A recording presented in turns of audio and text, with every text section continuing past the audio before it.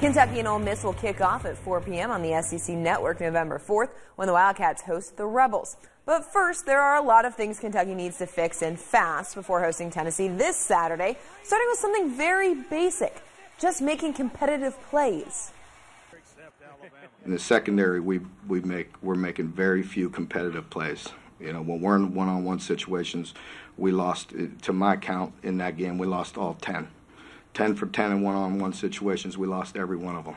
So that's not acceptable. Landon Young took an awkward hit in the fourth quarter of Saturday's loss and did not return to the game. Monday, Stoops said that Young is day-to-day and lucky it's not a more significant injury. He is hoping that the sophomore left tackle will be able to play against Tennessee.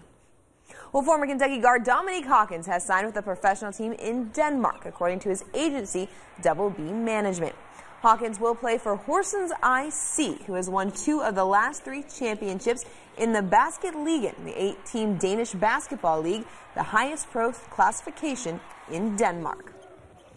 And it looks like Eric Bledsoe's days in Phoenix are coming to an end. After sending out the cryptic "I don't want to be here" tweet Sunday, Bledsoe was sent home prior to the team's shootout today and did not play against Sacramento.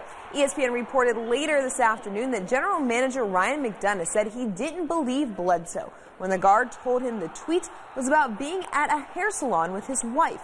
McDonough went on to say that Bledsoe, quote, "won't be with us going forward." And former Kentucky guard Keith Bogans has been named as an assistant coach for the Westchester Knicks, the G League affiliate of the New York Knicks. Bogans played in 7 games for Westchester during the 2015-2016 season before ending his playing career due to injury.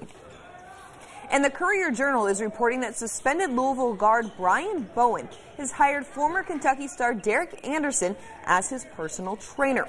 Bowen, who was suspended indefinitely from team activities with the Cardinals late last month after being suspected as the recruit involved in the federal pay-for-play investigation, has hired a lawyer and is fighting for reinstatement.